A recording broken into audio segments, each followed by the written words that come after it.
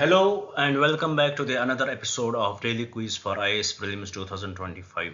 It is 21st September today and we are going to discuss these important articles which are on this slide which were actually taken from the newspaper. You know, every day we discuss three types of questions here. The first set of questions are from the current affairs. We take up the most important articles from the current affairs. We break them down into the simplest language possible, discuss them little bit here and derive some prelims based question from those articles so that it will give you the idea how the questions could come from the news articles, how to read these news articles, how to connect these news articles, these current affairs with your prelims preparation. And this is how we do it. And the another set of questions which we discuss in this video are from this static topic. We take up every day, we take up some static topic here, and we had started with the Indian polity, and today we are going to put some light on the citizenship in the Indian constitution, and we are going to discuss article 5 in today's class and derive some prelims based question on that. At the end of the session, we will discuss few previous year questions so that it will give you the proper idea about how the questions do come in the exam and what can be the methods by which you can solve those questions and how to implement that knowledge which we get from these questions in our next exam. So this is all about this initiative. Now I would like to request you guys, please watch the full video. Don't skip it after watching just few slides or after watching just for a few minutes. You know, it may be boring, but trust me, it would be very much helpful for you, because there we discuss variety of questions which are related to your current affairs. You know, when your exams would be near and you would want to revise your current affairs, it would be very much difficult for you then. So if you had these questions, then what you will do, you will just revise these questions. It will connect you with your current affairs. Also it will boost your confidence before entering the exam hall, and also who knows, maybe many questions would in your next exam may be related to, may be directly related to these questions. So trust this process and stay till the end of the video. Trust me, you will gain much from this video. At least you will not lose anything from this video. Now my another request to you guys is, please do subscribe the channel and share it with your friends so that they may also get benefited from this initiative. With this, let's put some light on the news articles which were in news today, get some idea from them and derive and solve the questions from the next slides. The first article which was in the news is about the Bombay High Court, as it has struck down the center's amendment IT rules 2023. You know why it has what is special about the center's amendment IT rules 2003? You know, it in 2023 it was a center amended the IT rules and it provided for the establishment of fact check unit. What does this fact check unit do? In simpler terms, I will give you the idea. For example, you want to write some article, you want to speak against the government policies, not against the government, not against the constitution, but the policies. You want to criticize the government policies. If you want to do that, you will write some articles or something, or you will go on the social media, you will deliver your video there. So what does government does, what did the government do here? They amended the IT rules, they formed the fact check unit, and that fact check unit will watch your video or look at the article you had wrote, and it will derive whether it is totally true with respect to the government or not. So this case went to the Supreme Court. The Supreme Court had stayed this IT rules amendment bill for some time, and similarly this case went to the Bombay High Court, and Bombay High Court called it is very unconstitutional, as it is against the Article 14 and Article 19. How, according to Bombay High Court, this can be highly misused by the government. For example, you want to speak anything, whether true or false, with respect to the government, it will restrict this fact check unit will restrict your freedom of speech. The government can misuse it. So by giving these explanations, the Bombay High Court, it struck it down that it is very much unconstitutional. So with respect to this IT rules 2023, we will derive some basic prelims basic questions in the next slide. And we should know that, you know, these IT rules were first introduced, it was government notified these in 2021 with respect to the social media platforms. Earlier we had IT rules, you know, we had Information and Technology Act of 2000, which was amended in which was the IT Act of 2000. It was amended many times, and it brought us to the recent amendment related to it is IT Rules 2023. So this is basic information which I think you should know before we try to solve these questions. And this is in nutshell what was in the newspaper. The second article which was in the newspaper here is about the Indus Water Treaty between India and Pakistan. It is said that about Indus Water Treaty we should know few important points. This treaty was signed in 1960, in which we should know that India and Pakistan we share waters. We are at higher altitudes than India. So this Indus water comes from India to the Pakistan, and there are concerns from both the countries that from especially from the Pakistan, that India can misuse its power, its geography with respect to the waters. So with respect to that, India and Pakistan signed this Indus Water Treaty, and in it, Indus Water Treaty, the Indus rivers were distributed in two groups: the west flowing rivers, which included Indus, Jhelum, and Chenab River, and the east flowing rivers, which included Satluj, Beas, and Ravi. In the west flowing rivers, they were mostly kept for the Pakistan, and India can least use that. India can use that for the drinking purposes, or India can use that west flowing waters for the hydro projects too, but those projects should be run of the river projects. Those India should not control the river by developing the dams there. These projects which India wants to build on these western flowing rivers, which are Indus River, Jhelum River, and Chenab, India can only develop those projects which are run of the river projects. So India can use it for the drinking purposes. India can use it. Some percent of it can be used by India for irrigation too, but mostly it is given to Pakistan. And with respect to the east flowing rivers, which are Satluj, Beas, and Ravi, India can totally use it for its purposes. After India uses it, it can leave some water to the Pakistan too. So this is all about the rivers there. Now, there has been India and Pakistan has always been in wars. We had fought many wars between each other, but India is very much committed to its Indus Water Treaty, and India has never done any irregularities with that.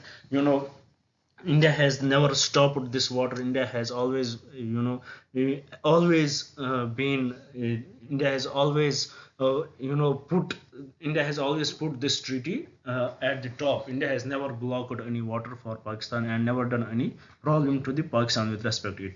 And also we should know that within this water treaty we have in this water commission, which annually meets every year. But why today we are discussing it? Because India wanted to review this in this water treaty, but they had sent notification to the Pakistan, but Pakistan had not responded to it from last 1 year. And this year's Indus Water Commission, which was as they were going to meet annually this year, but unfortunately, because the Pakistan did not respond to the notifications, India withdrew from this annual meeting, and this year's meeting was not completed.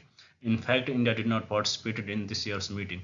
And one more thing which we should know that about India and Pakistan, about this Indus Valley Treaty, that it was the World Bank which arbitrated between India and Pakistan in signing this treaty. This is little bit which you should know. Mostly I assume that you are very well in your preparation. I assume that you already know about it, but if you do know, this much information is enough for you to at least get the idea what this is about. And in the next slide we will solve some simple prelims based question on that. Then the another article is with respect to the appointment to the higher judiciary. As the Chief Justice of India has asked government of Chief Justice of India, one thing we know about the appointment of judiciary, that we have the collegium which recommends the names to the president, and president by the permission, by discussing it with the union of the government, it finally chooses a name for the judge of the High Court of the Supreme Court. With respect to this Chief Justice, the collegium has sent the names for the appointment of the judges in the Supreme Court. But unfortunately there has been a huge delay from the government, from the presidential, from the government itself, which is actually the union cabinet, which is the government itself, which is the ruling party, and from the president. Now Chief Justice of India has asked government why there is so much delay of in accepting the names suggested by the collegium for the appointment of the judges. According to Chief Justice of India, it is affecting the functioning of judiciary, and it in a way says that the executive is interfering in the functioning of the judiciary, so it violates the independence of the judiciary. So with respect to this, we should know that it is Article 124, in which Supreme Court judges are appointed by the president, in which he consults the Chief Justice of India. And with respect to that, we had discussed in earlier classes, case 1, case 2 and case 3, which deal with the appointment of judges. How earlier it was assumed that the president does not need to confer with the recommendation given by the Chief Justice of India. In the second judge's case, how it was made mandatory that the recommendation from the Chief Justice of India and two eminent judges is binding on the president. And in the third judge's case, it was said that it made the collegium that it contained the Chief Justice and the four senior judges in the collegium, which would recommend the names to the government. So after that, then the another act, which was also called the four judges case, was added, in which it in effect ended the collegium, but from the interference of the Supreme Court, from the interference of the court, that was made null and void, that fourth judges case, or we can say that NJC was a national judicial appointment that was made unconstitutional by the Supreme Court. After that, then we went back to the collegium system. And with respect to this, we should know that we had already discussed it in very much detail about the appointment of judges. Now with respect to this, we will solve a prelims based question in the next slide. Then after that, we see an article, there was an image on the Hindu newspaper, in which there was huge blockade of trucks in the Kolkata, and the reason for that was the Damodar River, as it leads to many floods in the Kolkata. And according to the Kolkata government, it is the center's mismanagement of the Damodar River's projects has led to these floods, and they want center to take the action with respect to it. Because of that, they had stopped these they had blocked these trucks from the Jharkhand region. So this is about it. And finally, there was another article in the news. It is about the Muslim Jat community, which is a nomadic community. For example, Fakirani Jats, Haji Yamni Jats, Denita Jats, and other Garasia Jats. These are Muslim Jats which are located in India, especially in the Gujarat area. Why it is in the news? Because there are cases of some rare disease there which is not yet identified. So with respect to this, we should know to which place these communities are from, and prelims question can be asked with respect to these Jat communities directly. So we should know it. After that, after we will solve these questions, we will discuss citizenship and previous year questions. So with this, let's move to the first question of our today's discussion. Here the question says the IT Rules Amendment Act 2023 introduced a new mechanism for fact-checking online content. Which of the following is not a key feature of this mechanism? First, the government establishes a fact-checking unit, 100% correct. Statement B, the unit can flag content or false or misleading as false or misleading, 100% correct. Statement 3, intermediaries are required to remove flagged content within 24 hours, 100% correct. Statement D, there is a provision for an independent appellate body to review the unit's decision. No, there is no such provision. So with respect to this question, as here we have to find out which of the following is not a key feature of the mechanism. So with respect to this question, the correct statement is option D. Now with this, let's move to the another question. It says which of the following rivers is primarily allocated to India under the Indus Water Treaty? Indus, it is located to Pakistan. Jahlim, it is allocated to Pakistan. Chenab, allocated to Pakistan. It is Satluj, which is allocated to India. So here, with respect to this question, the correct statement is option D. Now with this, let's move to another question. It says, which of the following is the correct sequence of the process for the appointment of a judges to the Supreme Court of India? We have to find out which is the correct sequence. Is it consultation with Chief Justice of India? No, it is not the first. First, collegium will recommend the names of the judges, so it is the recommendation by the collegium. Then the president will consult the Chief Justice of India, it is the second. Then it would be appointment by the then it would be approved by the Union Cabinet, it would be third. Then finally appointment by the president, which is the fourth. So the correct sequence for this is 2, 1, 3 and 4. So this is the correct sequence for this. Actually, it is 2, 1, 4, 3 is the correct sequence for this question. Now with this, let's move to the another question here. It says, which of the following rivers is known as the sorrow of Bengal? We discussed it. We saw how Bengal has blocked the roads borders from the Jharkhand region. So the reason for that is the Damodar river, which is also called the sorrow of Bengal. So with respect to this question, the correct statement is option C. With this, let's move to the another question. Here the question says, Fakirani Jats recently seen in news is a tribal group found in fact it is a nomadic group found in which Indian state or UT? Is it Jammu and Kashmir? No. Is it Punjab? No. Is it Rajasthan? No. It is definitely in Gujarat. Why it is in news? Because there has been some rare disease in this nomadic group in which many people have lost their lives. So this becomes important for our prelims preparation. With this, we complete today's discussion with respect to the current affairs. I hope you had understood it. I hope it was very much clear and crystal to you guys. Now with this, let's move to the another part, which is the static topic, which is citizenship. Here, let's discuss. Now, today's topic is the citizenship.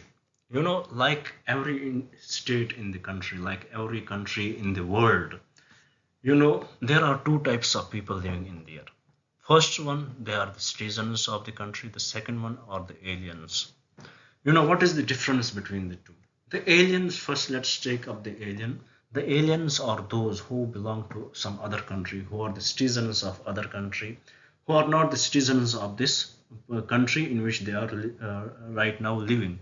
Those are the aliens. They belong to the another country. They belong to the they have the different lineage. They belong to the different country. They are not they did not enjoy all the rights which the citizens enjoy. And the another group which in a country is of the citizens. Citizens they are the full members of the Indian state and they owe allegiance to it. They enjoy all civil and political rights, while as aliens on the other hand are not do not enjoy all the civil and political rights. If you are living in any particular country, there are some rights which are enjoyed by everyone equally, but there are particular rights which are particular to the citizens of India, which the aliens don't enjoy. For example, right to vote. An alien cannot vote. For example, there are certain fundamental rights which are restricted to the citizens only, to the citizens of the country only. So here, what we understand that in every country there are two types of people. One, citizen who enjoys each right, who enjoys all civil and political rights, and aliens whose rights are very much restricted because they don't belong to this particular country. So this is in a nutshell about the citizenship. Now with respect to the aliens, there are two types of aliens. One is friendly alien. He is that person who belongs to a country with whom we have the friendly relations. And second is the enemy alien. He belongs to that country with whom we have bad relations, for example with Pakistan. And enemy alien is also that one who has illegally migrated from their country, especially from those countries which we don't have the good relationship with. So this is in a nutshell about the concept of the citizen and all that.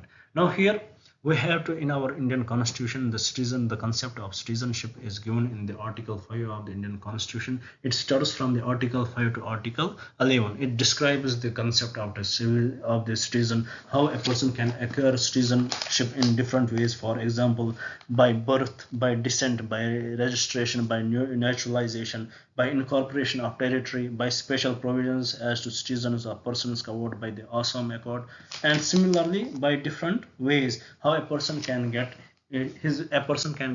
the citizenship in different way. Here, the Article 5 of the Indian Constitution, we are discussing this citizenship concept here in particular with the Article 5 as we put some light on it. Today only we are not going to complete the whole concept of the citizenship. Here we will start with the Article 5. As it says, Article 5 of the Indian Constitution, it deals with the citizenship of India at the time of its adoption on January 26, 1950. It specifies three categories of individuals who would be considered citizens of India. So according to Article 5, it deals with when India deals with the citizenship of India at the time of its adoption, at the time of the adoption of the Constitution, which is January 26, 1950. It specifies three categories of individuals who would be considered citizens. First, person domiciled in India. It says individuals who have been domiciled in India for at least 5 years immediately preceding the commencement of the Constitution. Those persons who lived in India for 5 years before the Constitution came, those were given the citizenship of the India. Second, persons born in India, individuals born in India regardless of their parents, whether they were the citizens or non-citizens. So they were provided, they were provide those individuals born in India regardless of their parents' citizenship, provided they are not citizens of another country. If they are not citizens of any other country at the time of their birth, then they will be considered the citizens of India. So persons born in India were given the citizenship, and also persons born outside India, individuals born outside India to parents who are citizens of India, provided they have registered their birth with an Indian consular officer within 1 year of their birth. For example, if any Indian was working outside India and he gave birth to any child and he has registered that child's birth with the Indian consular officer within 1 year of their birth, then he will be granted the citizenship. So in nutshell, Article 5 essentially established the initial citizenship criteria for India, laying down the foundation for the country's citizenship laws. It laid down the foundation how a person can acquire the citizenship. It laid down the foundation for the country's citizenship laws, this Article 5. So I guess you had understood it. It deals with the citizenship. This Article 5 of the Indian Constitution, it deals with the citizenship of India at the time this Constitution was adopted. At the time this Constitution was adopted, what was the condition? It dealt with the citizens of that time. It dealt with the citizenship of India of that time when the Constitution was adopted. So with respect to this, let us try to solve a prelims based question and get the basic idea with respect to the Article 5. It is very simple, very straightforward. Here the question says Article 5 of the Indian Constitution deals with directly citizenship. Nothing else we can say here. If it was more elaborated question, then we know it deals with the concept of citizenship at the time when the Constitution was adopted. So this is all about this article. Now I hope you had understood it. There is not much which we discussed in this article itself. Now let's move to the last part of our discussion, which is the previous year questions. Here the first question is it is the statement from these particular persons. Now let's find out who has made the statement. From these particular viceroys. Now let us see who has made this statement. The question says, the Congress is tottering to its fall, and one of my great ambitions while in India is to assist it to a peaceful demise. Whose statement is it? It is the Lord Curzon. He made the statement when there was no such bonding in the Congress itself, and there was the quarrel between extremists and moderates had already started. It was that time when the Lord Curzon said that the Congress is tottering to its fall, and one of my great ambitions while in India is to assist it to a peaceful demise. Then the other question here It says who was the leader of the Gadar party. Is it Bhagat Singh? No. Is it Lala Hardayal? Let's keep it here. Is it Bal Gangadhar Tilak? No. Is it V.D. Savarkar? No. It is definitely Lala Hardayal. He was the leader of the Gadar party. So with this we complete today's discussion. I hope you would like the video. I hope you would share it with your friends, and please do write in the comments what else should we bring for you and what are the changes we should bring in our teaching style, so that we may be much helpful for you guys. Thank you for staying with us. Thank you very much. Have a nice day.